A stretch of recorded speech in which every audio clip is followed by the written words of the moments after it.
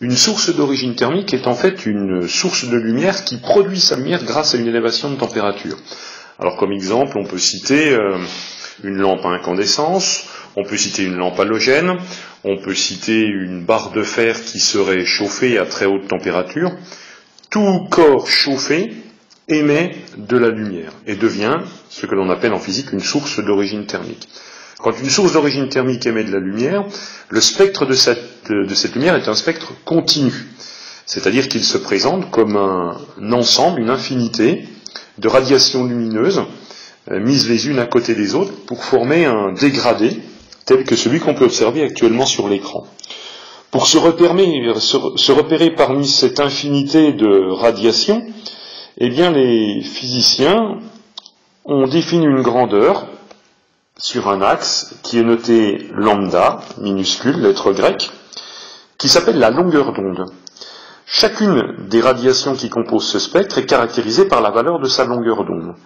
Par exemple, les radiations qui se situent près du domaine du jaune ici, eh bien, ça correspond à une longueur d'onde d'environ 600 nanomètres. Ici, la longueur d'onde est exprimée en nanomètres. Le nanomètre est un sous-multiple du mètre. Un nanomètre correspond à 10 puissance moins 9 mètres. C'est le milliardième de mètre. On a donc ici affaire à des longueurs d'onde qui sont quand même relativement petites. Le spectre que l'on voit ici est ce que l'on appelle sa partie visible. Il s'étale d'environ 400 nanomètres pour la partie bleue ici, et va jusqu'à environ 700-800 nanomètres pour la partie rouge qui est ici.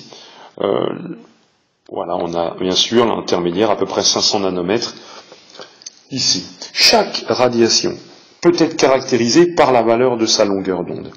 Si je prends par exemple une radiation précise, celle qui se situerait par exemple ici dans le spectre, je pourrais arriver à mesurer avec précision la valeur de sa longueur d'onde qui se trouverait ici. Donc cela permet de se repérer dans ce que l'on appelle le spectre continu. Mais une source thermique n'émet pas forcément exactement toutes ces radiations monochromatiques. Que se passe-t-il lorsque sa température varie ? Eh bien, on peut le visualiser rapidement sur ces quelques exemples de spectres dont on dispose ici. Quand la température d'une source est élevée, eh bien, on va effectivement voir l'ensemble de ces radiations visibles, la partie bleue, verte, jaune et rouge. Si je diminue un peu la température de ma source, eh bien, les radiations qui sont les radiations bleues ici vont disparaître petit à petit du spectre.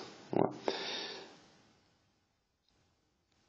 Si je diminue encore la température de ma source, toutes les radiations bleues ici auront effectivement disparu, mais je vais commencer à perdre également les radiations vertes qui sont là. Donc, quand la température d'une source d'origine thermique est élevée, son spectre, on peut dire qu'il est riche en radiations de ce qu'on pourrait appeler courtes longueurs d'onde. Les courtes longueurs d'onde, on le rappelle, l'échelle des longueurs d'onde ici, lambda, eh bien, les courtes longueurs d'onde se situent là, vers 400 nanomètres. Donc, quand la température est élevée, eh bien, le spectre est riche en radiations de courtes longueurs d'onde par ici, en radiation bleue. Et lorsque la température diminue, eh bien, le spectre s'appauvrit en radiations monochromatiques de courte longueur d'onde. Et il ne reste plus dans le spectre d'une source dont la température est beaucoup moins chaude que des radiations de grande longueur d'onde ici. Grande longueur d'onde, environ 700 ici pour le rouge. Voilà. Voilà l'effet de la température sur la lumière émise par une source. Ce qui fait qu'un métal, lorsqu'on le chauffe, lorsqu'on commence à le chauffer, lorsque sa température devient suffisante, il va se mettre à émettre de la lumière, mais il va commencer par émettre des radiations de grande longueur d'onde. C'est-à-dire que la première couleur que va prendre le métal lorsqu'il va chauffer va être le rouge. On va être dans la troisième situation ici, température plus basse. Entendons-nous, température basse pour un métal, c'est-à-dire qu'il faut déjà monter à plusieurs centaines de degrés. Lorsque lorsque la température va augmenter, son spectre va s'enrichir de radiations de plus courte longueur d'onde. Par exemple ici, de radiation verte. Donc son spectre là va devenir celui qui est représenté en deuxième position, c'est-à-dire que là le métal va apparaître d'une couleur plutôt jaune. Et puis lorsque la température de ce métal sera vraiment élevée, il sera capable d'émettre toutes les radiations du spectre, y compris les radiations bleues de courte longueur d'onde. À ce moment-là, le métal m'apparaîtra plutôt blanc.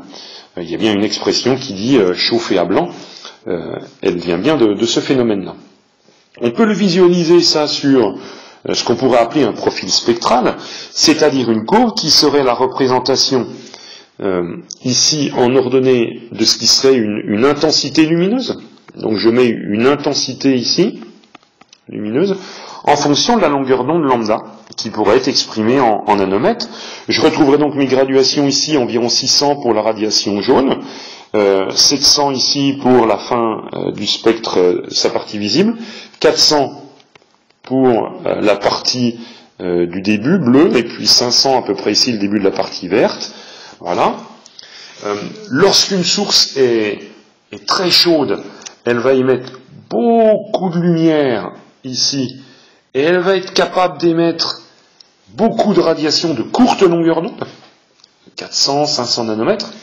Lorsque la température d'une source diminue, elle va déjà émettre moins de lumière, mais en plus, elle va émettre ici beaucoup moins de radiations de courte longueur d'onde. Donc, son maximum d'émission qui se situait par ici, dans le bleu quand la source est très chaude, passe ici plutôt dans le vert quand la source de lumière est un peu moins chaude. Et si la température de la source diminue encore, eh bien, elle va émettre de toute façon moins de lumière, et son maximum d'émission va maintenant se trouver, par exemple, dans la partie rouge. Alors, pour les sources beaucoup moins chaudes, on pourrait le dire, comme par exemple pour un corps humain, eh bien, son spectre pourrait se centrer dans la partie carrément pas visible du spectre, ici, là, dans la partie infrarouge. Et encore, le spectre que j'ai dessiné ne concerne pas un corps humain, il est encore beaucoup moins chaud que ça. Lorsqu'un gaz émet de la lumière, par exemple dans une lampe à économie d'énergie, appelée lampe fluo compacte, on s'aperçoit que le spectre d'émission change complètement. On n'a plus affaire à un spectre continu ici. On a toujours la longueur d'onde qui est représentée là, mais le spectre, cette fois-ci, apparaît comme un code-barre lumineux. C'est ce qu'en physique on appelle un spectre discontinu, ou spectre de ray d'émission. On parle ici de ray d'émission. Alors, ces spectres de ray d'émission sont caractéristiques des gaz. Dans une lampe fluocompacte, c'est un gaz appelé le mercure qui va émettre la lumière. Et ce gaz n'émet pas toutes les radiations du spectre, comme le fait une source thermique, il n'en émet que certaines radiations qui sont précises et qui correspondent à celles que le mercure est capable d'émettre. Alors pourquoi que le mercure est capable d'émettre? Parce que si on regarde différents gaz, eh bien on va s'apercevoir que le gaz hydrogène que j'ai ici, eh bien, a un spectre qui lui aussi est discontinu, c'est normal pour un gaz, mais il n'émet pas les mêmes radiations que le mercure. Si je prends de l'hélium, il se caractérise par un spectre qui est également discontinu, un spectre de ray d'émission, mais lui-même n'émet pas les mêmes rays que l'hydrogène ou que le mercure. On voit bien que les rays ne sont pas à la même longueur d'onde. Ici, la raie rouge de l'hélium n'est pas à la même longueur d'onde que la raie rouge de l'hydrogène. Si je regarde l'élément qui s'appelle le sodium, eh bien je m'aperçois que quand le sodium émet de la lumière, il émet une lumière qui est jaune et qui présente un spectre différent de tous les gaz qu'on a étudiés jusqu'à maintenant. En fait, tous les éléments qui existent dans l'univers, qui sont présents ici dans le tableau périodique des éléments, je prends l'hydrogène qui est ici, on a parlé du sodium qui est là, on a parlé de l'hélium qui est ici, on a parlé du mercure dans la lampe fluocompacte qui est là, eh bien tous ces éléments chimiques émettent un spectre qui est particulier, qui leur est propre. Il n'existe aucun atome qui possède le même spectre d'émission. On dit que pour un atome, son spectre d'émission est une véritable carte d'identité. On peut donc se servir des raies d'émission d'un gaz pour pouvoir l'identifier.